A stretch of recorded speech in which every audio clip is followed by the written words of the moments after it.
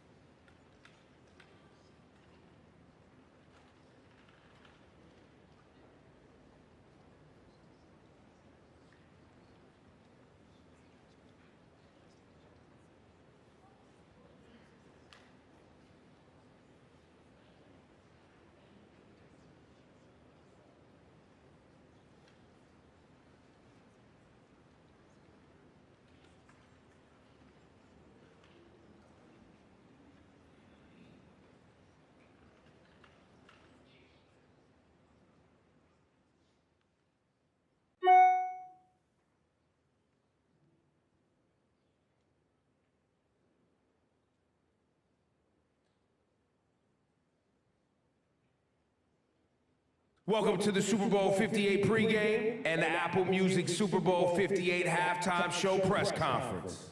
From Apple Music Radio and the host of the Nadeska show, please welcome Nadeska, Alexis. Good morning. I'm Nadeska, and it is my pleasure to welcome you to the Super Bowl 58 pregame and Apple Music Super Bowl 58 halftime show press conference. At Apple, we love music. We're passionate about celebrating and supporting artists, about elevating conversations around music, and giving fans worldwide the best one-of-a-kind experiences like this one, which is streaming live globally on Apple Music. We're thrilled to be joining the NFL and Rock Nation to bring the Apple Music Super Bowl halftime show to life. And of course, we can't wait to see Usher's headlining performance. It's been 30 years in the making. We're gonna chat with Usher in just a few minutes. Right now, let's kick it off with the pregame. I'm honored to introduce American Sign Language interpreter Dale Nehmeyer and 3 American Sign Language performers appearing at this year's Super Bowl on behalf of the National Association of the Deaf. Performing America the Beautiful is Angel Pinheiro. Performing the national anthem is Daniel Durant. And performing Lift Every Voice and Sing, Shaheem Sancho. Good morning, beautiful people.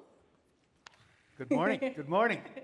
So I know for all of you, it's your first time signing at the Super Bowl, but Shaheem, I heard a little rumor that you've actually met our headlining performer before. Can you tell us about that? For sure, yeah. So I met Usher in the past. I taught him some American Sign Language, how to sign his name, and he's a quick learner, I'll say that. He learned American Sign Language, and he's doing great. That really does not surprise me. He seems like a man who can do it all. Angel, you'll be signing with Post Malone. How are you feeling about that? I am so excited. Not just to sign America the Beautiful with Post Malone, but to be on one of the most famous platforms in the world at the Super Bowl. So just to share my art, I know that my hands and his voice together are just going to be amazing. I can't wait to share that with everybody. Oh, absolutely. It's going to be so much fun. And the songs that you're signing are so powerful. They evoke a lot of emotion in people. So I'm wondering, as you were rehearsing, what were you feeling? How about you, Daniel? Yeah, let's see. How I was feeling during rehearsals. With the national anthem, it's such an inspiring song. So proud to be an American, the history there, how we became independent, how we are serving the country. It's just an amazing song. And I will say, as I started to rehearse, I just had goosebumps. I cannot wait to just make it happen on Sunday. So looking forward to it. Right. And, you know, as you were rehearsing, did you notice anything about these songs or learn something that maybe you hadn't before? Shaheem? Or Angel? Shaheem, go ahead. Well, what I learned, just trying to figure out the meaning of the songs, how to make that connection with the song. Obviously, I'm deaf, and of course, I've never heard that song before. So I started learning about the song, right? And so learning the meaning behind it, memorizing it, and how different it is, just feeling the vibe. But never give up, right? There's no excuses. Just keep on rehearsing. No excuses. I love that. Angel? So, to be honest with you, I did not know what America the Beautiful was until I was selected by the National Association of the Deaf in Love Sign, and I started reading up on it about America the Beautiful, and it was written by a female, and I did not know that, and I think that's so empowering to know that. And not just that, but this is a song, and in the song she talks about how she was so present, how she really experienced life. You know, sometimes it's just so easy. You're going through life and you're so busy, you're not taking it in. You forget to take a moment and breathe, you know? We need to enjoy life and experience things. So that was a huge benefit for me. I loved learning about the song. See, I just learned something new as well. How about for you, Daniel? Yeah, so the last time I sung the national anthem, I think it was in elementary school, right? So after that, of course, you know, always thankful to the Super Bowl to provide the interpreters at all these different performances for many, many years. Watched it every year. A lot of those folks are my friends. And so now here we are, it's my turn. And I feel so honored to be here.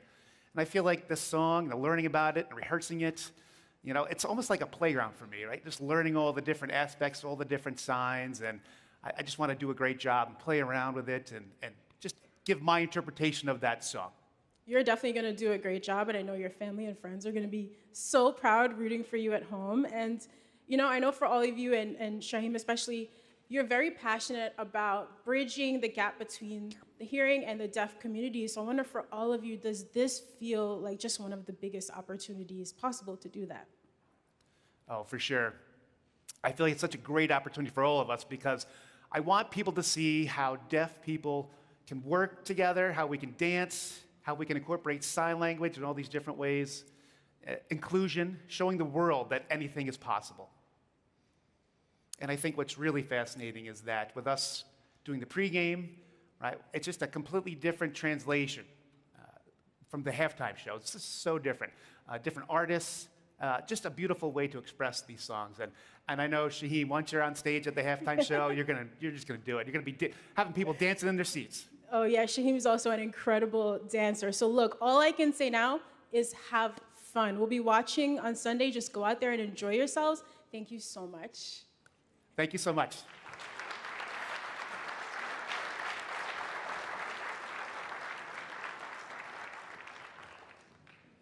And now we continue our pregame lineup. Please help me to welcome the pregame artists singing on Sunday, Reba McEntire, Post Malone, and Andra Day.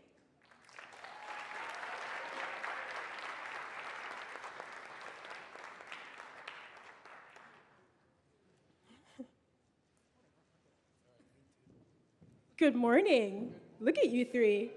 Good morning. Come have a seat here. Come get comfortable with me. Hi. How y'all doing?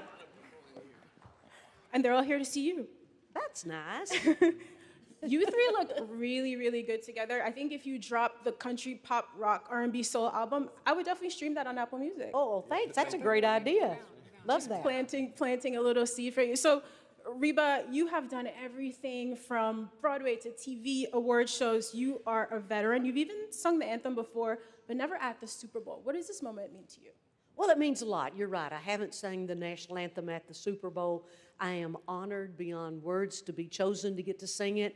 It means that I get to sing a very special song for all Americans, people all around the world who have really worked so hard for our freedom and to give us peace.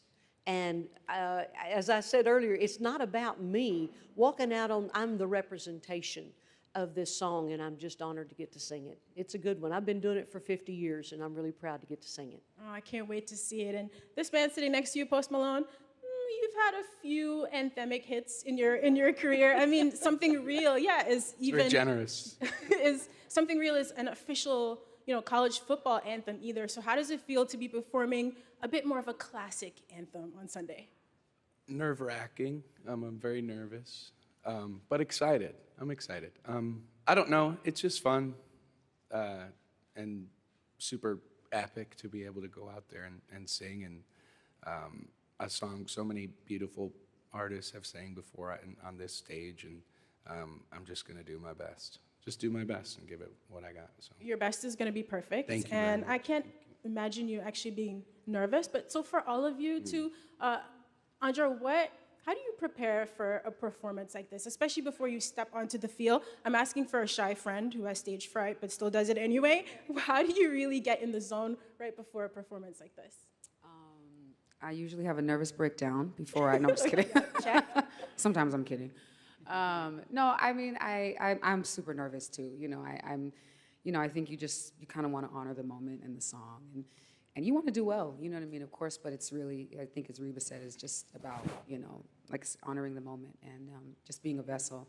I prepare by just trying to make sure my voice is in good shape, trying to make sure I'm taking care of myself, trying to make sure I know all the words and what I'm doing. And then prayer is a big thing for me, as an artist. So that's usually how I prepare, and I probably won't be much different on Sunday. That sounds like a good preparation routine. Reba, since you've been doing this such a long time, do you have any tips? How do you prepare? Well, I prepare by being prepared. I've been singing the national anthem in the shower, when we get in the car. Rex, my boyfriend, is a huge football fan, played all sports when he was going to school And so he'll say, okay, sing it one more time. I said, I think I know the words real good right now, so I'm all right. But just to be prepared and know that everybody's going to be singing it with me, that helps. You know, if I know they're singing along and they're remembering and having fun too, that's easier on me. But just to be prepared when you walk out there. And Preparation is key. It's Very key. It's the one thing you can control. Absolutely. Right? That's what I've learned. So, Post, are you also singing in the shower before? Well, yeah, that's what I do the same thing. I sing it all the time, and my family just tries to get me to shut up. But, They get sick of hearing you do that. You know, Andrea, you're performing Lift Every Voice and Sing, AKA the Black National Anthem. I've been singing this since I was in elementary school, so I will be in that stadium singing off key along with you. But for people who are hearing this, It's harmony, bro. Let's call it harmony. you're so kind. I'm a terrible singer. That's why you're doing it and not me. But for people who will be hearing it for the first time, and it's such a big audience at the halftime show, how does it feel for you to be sharing such an important piece of our culture with the world? It's a great question. It's a heavy question. And you can be honest. We're all friends here. Yeah, no, I think, first of all, it's more than anything, it's an honor, you know, it's exciting. And it feels intentional. I like to do things with intention and with purpose. And, you know, I think I kind of referenced my mom and I were talking about it the other day, and she said, you know, ultimately this song is a hymn. And I'm like, it is. It's a hymn of triumph, you know. And that's what I want people to encounter when I sing the song. I want them to know that, like, we have victory and we have peace already. You know what I mean? And so I don't, you know, I definitely want, it feels like there's an honor. And it's, you know, it's funny. There's a burden, but it's not so much a burden. I keep telling people I just really want to diminish myself as much as possible. And for me, spiritually, just make space for a move of God. And that's what I'm hoping happens, you know? Yeah, I feel like you might have an out-of-body experience while performing. I hope so. I hope so. That'd be great. Yeah. You know, at the Super Bowl. Good, because my body's going to be shaking like hell. You know what I'm saying? Now, have the three of you attended a lot of Super Bowls? I know, Reba, you have spent so much time in Vegas, by the way. So she had the longest running country residency in Vegas. You should actually be hosting this. So I guess I'm grateful that they let me do this. But yeah, what have your experiences been at Super Bowls in the past? Well, I've gotten to go to one in Tempe, Arizona in '95 when the Dallas Cowboys played. And so getting to come back here. But I love Las Vegas. My first time here was in '83 with the Statler Brothers opening for them at the MGM Grand, and getting to come back now to sing at the Super Bowl. The first time that the Super Bowl has been in Las Vegas, Nevada. It's never been in Nevada, in the state of Nevada. So this is a first for a lot of things, and I'm just tickled to pieces to be a part of it. Tickled to pieces. I'm stealing that one. Okay. I really like that. Post, what about you? Have you had a lot of Super Bowl experiences? no, ma'am. You're This so will be my polite. first. You're so That's all polite. It's right. so Yeah, strange. Yeah. This will be my first one. and How is that possible, by the way? It's a great question. Well, it's Just so busy all the time? Or? jacket, you know. It's, you know, next year we got it. But yeah, huh? But I love Vegas. Vegas doesn't love me. But You want to tell we're us gonna about have a any great Vegas experiences you had? Oh, No? the couple casinos could tell you about them. Okay. The casinos love me, you know. That's all right. Andrew, how about you? Any Super Bowl experiences prior to this? Any Super Bowl experiences prior to this? I remember being in kindergarten, I think, when the Chargers went to the Super Bowl. You in have 95 for the memories first from time. kindergarten. Yeah. I can't remember what I did last week. That was a big one. I just remember it being painted on a mural wall, and everybody was like, "You should be super proud." And I was like, "Okay, I am." So I have that memory. And then my father. I mean, he, you know, I've been a Lions fan for a long time, so I have that memory from this playoffs. But There was yeah. one, did you hear that one single cheer? In the Right, that was audience really for, like, sad. who was No that? other Lions Oh, no, there's a fans in the couple of them in audience. here, So, you know, once you are done with your performances, you get to sit back and enjoy the halftime show. Any thoughts on what's coming? Have you ever seen Usher perform before? Any of you? Any clips or anything? Yes, clips for sure. I've never actually seen him live. so What are I'm you excited. expecting, Andrea? I mean, Usher's a legend, so I'm expecting an immaculate performance, voice. You know, he's an incredible singer, incredible performer, dancer, so I expect to be fully inspired. It's going to be really, really an incredible show. Reba, what are you planning for the rest of your time in Vegas? Oh, well, eat. You know, go see as many shows as you can. You eat. The food is spectacular. Maybe hit a little shopping, everyone, a little bit. You got Hopefully. some plans? You should take Post with you. It seems like he How about only it? spends time at the All my casino. money, you know. You already That- blew all that your whole money thing. on this Yeah, jacket right well, there, that whole thing. and your boots. You want to show them your boots? Yes, ma'am. Sure, why not? Yeah, see. These are the You can't tell. next year's specials. Next year's special. We'll go shopping. We'll have fun. I would love that. I would rather go shopping than just back to the Vegas thing.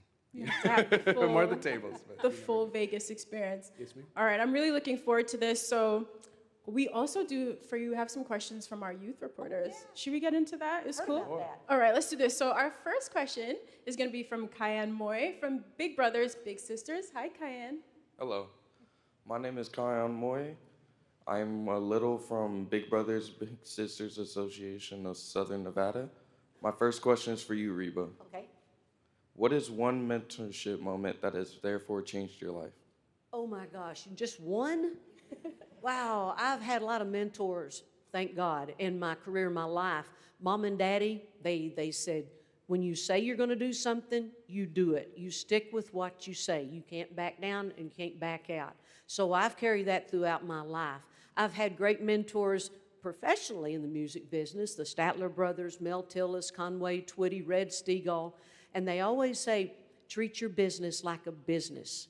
If you hoop it all off, it won't be there with you tomorrow. So treat it like a business and it'll take care of you. Thank you. For that. Thanks. Oh, that's a great question. Thank you, Kyan. Our next question is from Brandon Torcado, our Super Kid correspondent from the Special Olympics here in Vegas. Hey, Post Malone.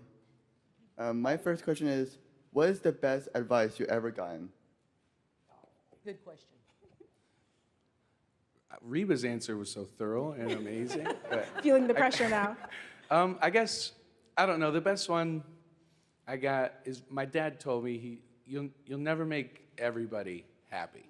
So just be yourself and just do your best at everything you do, and do it your way and do it with love, I guess.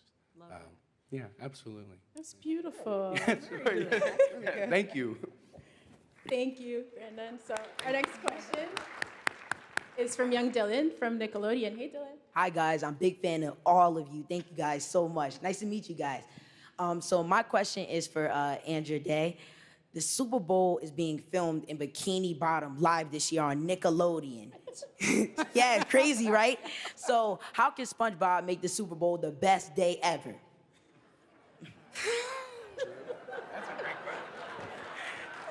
Your excitement is everything. Right? Thank you for the pressure. First of all, the Super Bowl was never official before being televised from Bikini Bottom. So congratulations to the Super Bowl, first of all. Secondly, I just think, free Krabby Patties for everybody. Definitely. Yeah. Definitely. Thank you guys so much. Thank you. Thank you all so much. I don't have any tips to offer you on Sunday. There's literally nothing I can tell you to do except to have a great time, right? I wouldn't even try to make it up. Reba, Post, and Andra, thank you so much for your time.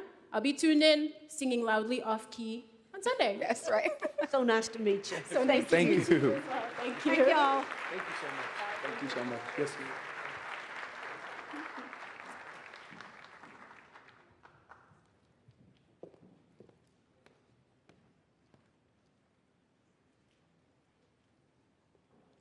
Record-setting, chart-topping, a bona fide hit maker.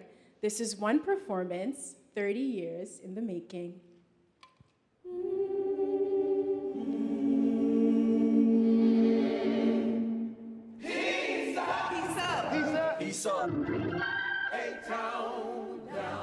Take that and rewind it back. My favorite Usher song is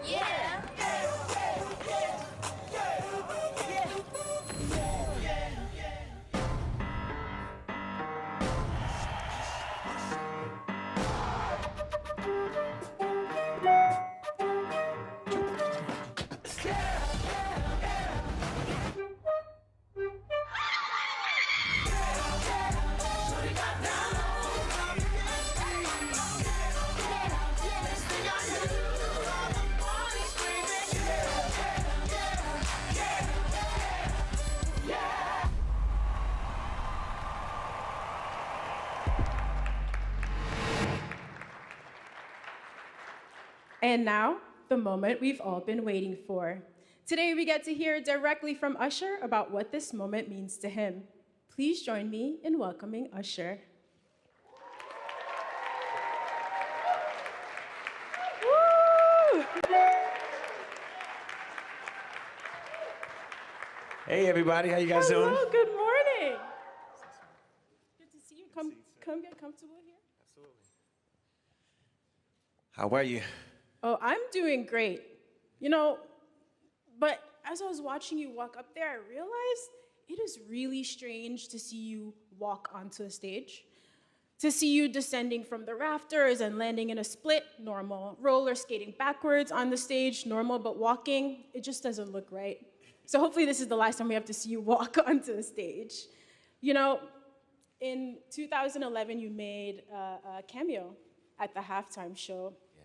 And it was so incredible. And I'm wondering, what is your memory of that performance? Man, oddly enough, there was a moment that only I think I remember. My hand got caught in the wire that was holding me like 30 feet in the air. And I almost missed my first mark. I was like, oh my God, don't let this malfunction cause me to miss something. But that was one. And the second was afterwards, and how amazing it felt to be in front of that many people and feel the energy. So much so that it made me, you know, really passionate about eventually getting this moment that I'm getting ready to have. But it was really fueled by being able to be just in that moment with the Black Eyed Peas. You know, I wonder that, and I would say watching that performance, it stuck with me that I've watched it a few times. I would have never realized that you almost got stuck there because you're such an incredible showman. What I remember was you leaping over will.i.am's head, clearing it by a couple of feet, and landing in a perfect split. And I thought, this man has to headline the halftime show one day. So at that moment, you were already visualizing yourself headlining the show. Yeah, you know, sometimes affirmations and words of confirmation isn't enough. You have to like put in the work. But great that Jay-Z and the Super Bowl would have me be able to be there to entertain the world. Las Vegas has been amazing for me. Having 100 sold out shows at a residency, and to have the next one be the crescendo, which is the Super Bowl with Apple, has really, really, really given my time here in Las Vegas an incredible button at the end. You know? Yeah, this is the kind of thing you couldn't plan this out, right? It feels like some of these things just have to fall into place. And this performance truly has been 30 years in the making. You know, you dropped your first album in 1994. You followed it up with multiple classic albums and hits, like you mentioned, coming off this huge residency, only to perform on music's biggest stage. How does it feel 30 years in to still be hitting brand new heights in your career? Feels amazing. You know, this being, because I'm putting my album out actually on the 9th. So, you know, this is just really a testament of dedication. I don't have this moment by myself. All of my fans that I bring with me, each and every person that had anything to do with the music, the creativity, everybody is a part of this celebratory moment. But what I feel is that this is only the beginning, because I launched that album as an independent artist, and I will be, up until this date, the only independent artist who's ever performed the Super Bowl halftime show. So this is a beginning. This is a new beginning for me. Yeah. And it's just a testament to your hard work, right? The longevity you've had and the legacy you've created. I think we live in a time when so many artists feel pressure to have a viral moment, you know. Now, everything has to be now, but we've seen you build this over time. And so that's incredible. And so is this also a moment for you to just sit back and reflect on all the things you've had to maneuver to get to this point? Yeah, but I gotta do it in 13 minutes. And that makes it a bit difficult, but... You seem like a man who loves a challenge. Oh yeah, and it definitely has been a challenge to squeeze 30 years into 13 minutes. Yeah, but how did you approach that then? Picking the right songs, the choreography, the perfect set for 13 minutes. you know, there's been these fantasy lists that have been going out and people trying to figure out what song I'm going to perform first, middle, last, who's going to come on the stage with me. Yeah. What I did is I was very mindful of my past, celebrating my present, which is here in Las Vegas, and thinking about where we're headed in the future. And that was really the idea. What songs do I feel people know me for? What songs have been a celebration of all of the journey of what life and love and emotion has been offered in my music? You know, that was the idea. I thought about a few moments that were special in dance. I thought about some things that I had created here in Las Vegas, i.e. skating, and doing things that I had not, you know, done on stage up until this point, to be able to share that with the world. For everybody that, you know, heard about my show in Las Vegas, you'll not get a chance to see some of what I did here, but you're gonna get the best of it because it's before 60,000 people in this room, and hopefully another 180,000 people, 80 million people for the world to see.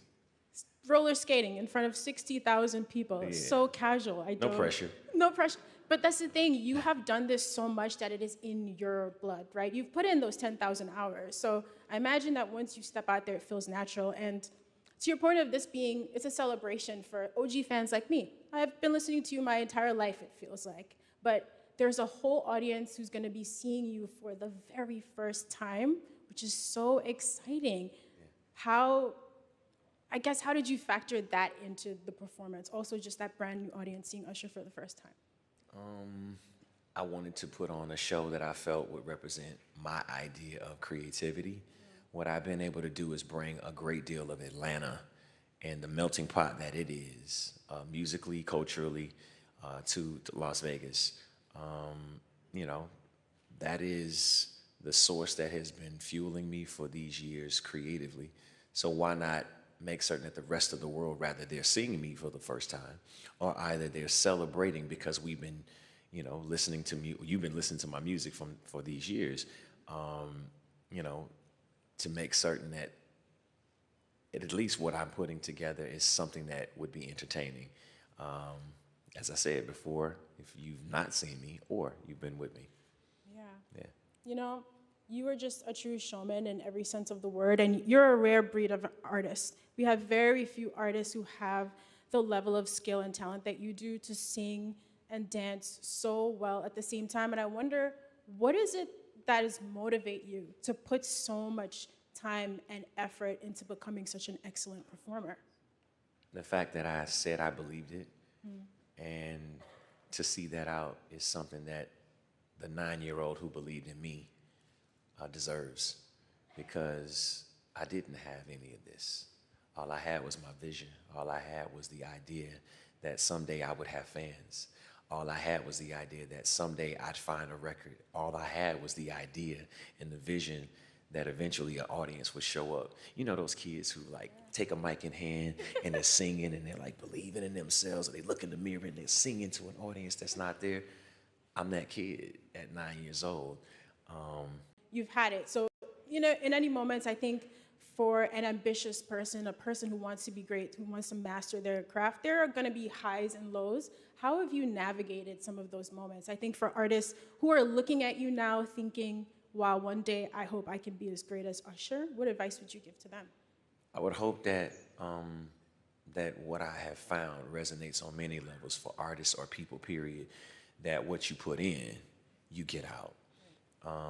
And that's it. You know, I've been motivated, honestly, by artists like Michael Jackson, and the fact that, you know, he was a hard worker, motivated by athletes like Michael Jordan, and the dedication that he put into his craft and his skill. He was received not only accolade, but also to recognition that would make him a legend. And, you know, that's what I've always hoped for myself, that, you know, maybe someday I'd be recognized in the same light and in the same title as those people I just mentioned. Well, Usher, I'm going to say that this is the day. This is the day. You've put in 30 years of work. And for anyone who hasn't had a chance to see or experience it, I'm excited. I'm truly excited and a little bit jealous of anyone who's going to be seeing it for the very first time on Sunday. You know, at this point in your career, you have transcended any one genre, superstar status, right? Because of the work, but you were born of R&B culture, and it's a culture that is so influential. R&B is everywhere, but it still doesn't get the due credit. So is it important to you to be repping R&B on the Super Bowl halftime stage? It's nice to be in any category, but not to be categorized is what I'd always hoped. That R&B as a trade and as a style, as a genre, as an emotion, as a spirit, be it being found through gospel music, jazz, rhythm and blues, and then R&B, that then created all these other genres of music. We don't understand how relevant R&B has been to the development of the industry that we have. And the artists and the creators that have been a part of that they didn't get recognized either. So I'm happy that R&B gets the stage on Sunday. I'm happy that R&B and rhythm and blues gets to, and the matter of what it is as song and dance performers, it gets that recognition that it deserves. I'm honored, but don't want to be categorized as just an R&B artist. I'm an artist who loves music. I'm an artist who's lived through my emotional experiences and was able to share it through this genre. But I wanted to speak to the entire world that if you believe in something and you put the work in, you can have whatever you want. You know, you can go and try and create anything that you want, rather that then becomes popular music, or that becomes like, oh, this is a, you know, and I'm a piano and a Afro beats merge that becomes this new version of R&B. Who knows? Whatever it is. I've tried so many things my entire career, and I've just managed to be able to gather people who celebrate my music and celebrate my experiences, and maybe they tied to theirs. Maybe they got married to a song. Maybe they fell in love to a song. Maybe they made love to a song, you know? Maybe they, you know, celebrated and laughed and had an incredible time. Maybe they cried. Maybe they hurt. Maybe they got a chance to be confident in a way that they didn't have before they listened to that song. That's what R&B has been to me. And I hope that the rest of the world can celebrate it in the way that I've celebrated it. That's so beautiful. We'll definitely be celebrating with you. You know, it's been incredible watching you push yourself over these 30 years and push boundaries, you know, and does it ever feel scary sometimes? It's not always easy to try something new with the whole world watching, but that's never stopped you, you know? How do you push yourself to do that? You know what? I'm still trying to figure it out. The reality is I have this idea that if you manage to collaborate with people who are just as passionate as you, you're going to create something amazing. You know, I push myself because that's just a choice. I want to be great. I want to set standards. I want to be a standard that is seen through my passion for music, my passion for creativity, and then rather that becomes something that's artistic by way of, you know, the videos that we create or the narratives that are inside of the music that then becomes something else. TV series, you know, you look at, you know, people like 50 Cent, right? He creates power, right? You heard the music first, and then you then see the visuals.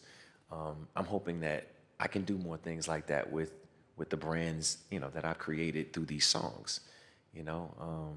But yeah, it's just a matter of managing to, you know, monetize at the same time, emotionally give people an escape. You know, when you look at a movie, you relate to it. You hear a song, you relate to it. It becomes an assistant in your emotional whatever it is, right? You're crying, or you're laughing, you know. So for me, it's more than just music. It's all of those things. Most importantly, it's a connection, right? That's what I've always wanted, to have a connection to this audience of people that I might not necessarily see every day. But when they hear this song, we're connected. We're connected, and it takes us back to such special moments. I was thinking recently about, you know, I'm hoping you might do My Boo when you got on stage. And, you know, Bae, we finally retired that, thankfully. I would love it if Boo made a comeback. Like, you've created these cultural moments that you're right. It's connections, and it takes us back to those special moments. And it's just amazing how much you've already accomplished. But I know for you know, an ambitious person, a creative person, there is almost always more. So what are some of the things you are visualizing next? You also have the tour coming up. Like, what are you visualizing in the next couple of years? I visualize in this next few years that there will be more opportunity to build here in Las Vegas. I love this city. You know, when I received the key, I started trying to open doors and, you know, trying to figure out ways to do more things that activate this immersive experience that I feel like I had for an underserved audience that want to have a certain experience, that enjoyed the, you know, the curation of the world that I created when I was here in Las Vegas. Where does that lead me? I don't know. Maybe it's businesses. Maybe it's more shows. Maybe it's shows that I curate. Maybe it's festivals like the Lovers and Friends Festival. Maybe it's, you know, hotels. Maybe it's, you know, a different idea and standard for artists who came from this world and then created business here in this town, you know?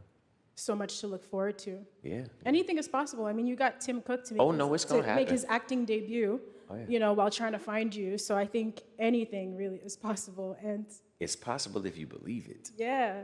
Believing and putting in the work. I don't think you could say that enough times. Just people don't get to see the work that you put in behind the scenes, but your friends know. You know, Luda and Lil Jon definitely know. Like, you've collaborated with these people, and there's so many people who have been so important on your journey until this point. So when it came to thinking about putting together the Super Bowl show, was it easy? If you're gonna have guest performers, I don't know anything, you know, were there people you thought of immediately to join you on that stage if you're having performers? Of course. Was it hard? There's a lot of them. You've had a lot of good friends that you've worked and collaborated with. I think I made it easy for myself when I decided to have like features on songs that became hit records.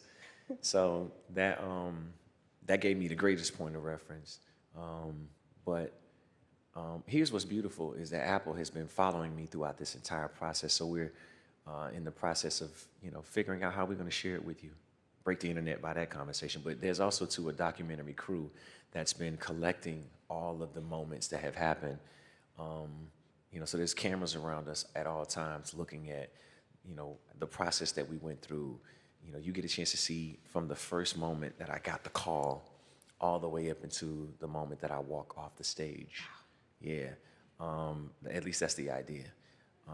But I am definitely, you know, went through a lot of ideas of who I would have share this moment with me. And I do feel like the people who are going to share it deserve just as much recognition for what they do in their careers, rather we have collaborated together or rather they've had moments of their own. There's also two very special things that I've woven into this entire performance, things that speak to culture, things that speak to quality, things that speak to my creativity. You know, as you know, I'm skating. So the idea of being able to skate on skates that I created is something that I'm really looking forward to doing. But this, you know, this has just been an amazing time in my life. And I'm so happy that, you know, God and the universe has kind of led me to this moment. What it means to other people and how they believe in themselves, you know, that's up to them. But me, I'm really a product of my belief. I'm a product of believing that I could come to this city and I could do something amazing. And it's happened. And I ain't done here. I'm going to continue to keep going. Past, present, future is my tour. And I plan on now sharing a bit of this energy that I created here with the rest of the world. Looking forward to it. And, you know, once you get off that halftime show stage, we have a new album to enjoy. Yeah. Album number 9, Coming Home. You know, how does it also feel then, to step off and be able to share this new body of work? And also there's some really nice, the city of Atlanta is going to be going crazy when you're performing. There's also some beautiful moments. A lot of artists from Atlanta even featured on the project. So what is that like for you? I mean, it wasn't easy to do, but I turned Vegas to Atlanta. You know what I'm saying? I took that V and turned it upside down, you know what I'm saying? Or either took the A and turned it to a V. But, you know, that was, you know, the influence that Atlanta has had on me, so much so that I collected everything that I experienced, I benefited from in Atlanta, and brought that culture to Las Vegas, and now to the rest of the world on the Super Bowl halftime show. It's going to be incredible. Yeah, but the album is what you were talking about, right? You know, it's just really the last really 5 years of my life. There was a huge stop in the middle of that because of the pandemic and what that offered. And then coming back out of it, I needed a little bit of motivation, which is why I decided to put my shows on sale in Las Vegas.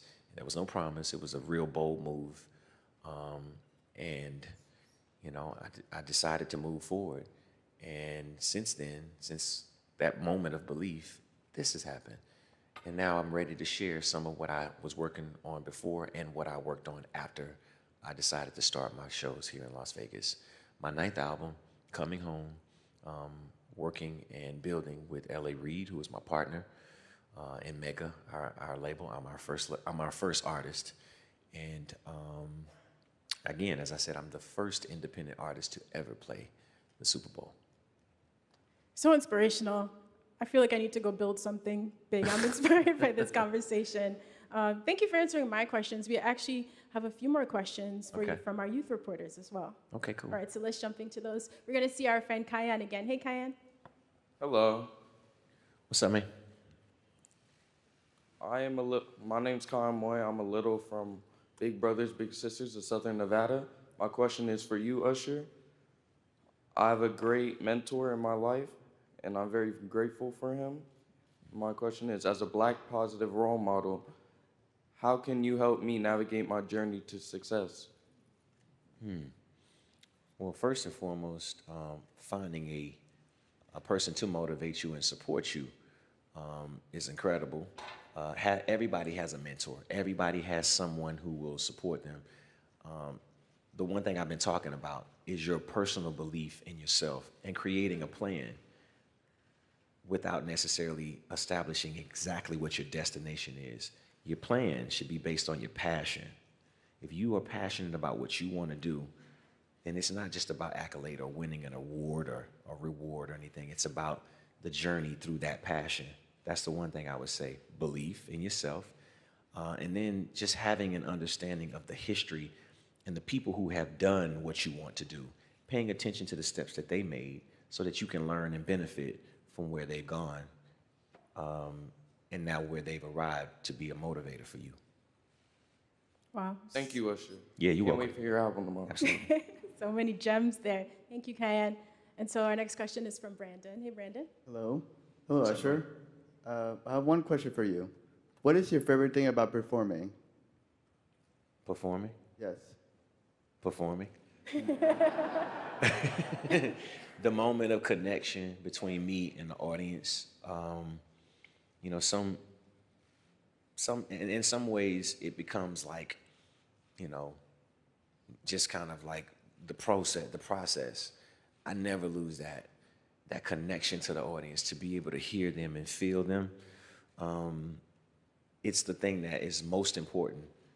Making the song is great, but that reaction, that connection, that serenade, that ability to connect and hear them and feel their energy is the most important part of the experience of making music and then offering music. Thank you, Brandon. Hearing you say that is amazing. Again, understanding that everything is so intentional, because that's one of the special things about your shows. It always feels like you are singing directly to me. It feels one-on-one, even in front of such a big audience. So it's nice knowing where that comes from. So we do have one more question for you. This one is from young Dylan from Nickelodeon. Hi again, Dylan. Hi, Usher. Nice to meet you. I just want to first start off with, I'm such a big fan of you. You inspire me. It's a blessing being in your presence. My family loves you, and you're one of my favorite R&B artists. So my first question is, young Dylan from Nickelodeon. Nickelodeon wants to know, can you please give us an Usher confession? Can I give you an Usher confession? I love this one. Specifically for Nickelodeon, right? We're gonna keep it age appropriate. Nah. It was always a dream of mine to be slimed as a kid. Yeah, no, I watched it just like all of us in here. And to get that green goop over my head was something that I just wanted to be able to say I did. And by the time I finally made it to the Nickelodeon Awards, they just didn't even do it anymore. I was like, that sucks. I know, man. But Dylan, what can you do about that? Can you? Hey, I got figure you. it- Hey, it's slime in the back. I got you. Nickelodeon keeps the slime on. I got you. I can get you some. But thank you so much for your answer. Absolutely. All right, so we know that's one more thing on your bucket list, getting officially slimed, and young Dylan is going to make that happen. We really, really appreciate it. Look, you know, it's been a beautiful journey to this point, 30 years in the making. Now, all you have to do is go out there and just have an incredible time on Sunday, right? Yes. Congratulations. Really, really enjoy the celebrations. The OG fans are definitely going to be locked in. Absolutely. And I look Thank forward you. to it. I look forward Thank to you it. to Usher and to all of our guests who joined us today. Of course, we can't wait to see Usher take the stage at the Apple Music Super Bowl halftime show. And shortly after the performance, you'll be able to stream the full halftime show on Apple Music. While you wait, you can also enjoy his catalog in spatial audio. Listen, watch, and sing all things Usher only on Apple Music. And before we go, Usher, we do have one more quick teaser for them. So here's the teaser of Usher's epic road to the Super Bowl, featuring 14 of his biggest hits and a few friends coming together to get him to the halftime show. I'm gonna FaceTime him right now. We in here. Where you going? Christopher. Something happened last night, Tim. Luda lost Usher. Tim, I'm sorry, bro. Wait, Tim. Usher fans are left to wonder after rumors that his friends, seen here, lost the singer. There are some very powerful people that wish he would disappear. You guys are screwed. We can cover more ground if we split up. He's gotta be here somewhere. We got a halftime show to save. Has anybody seen Usher? Jay Balvin? Yeah, where'd you get that chain? This chain?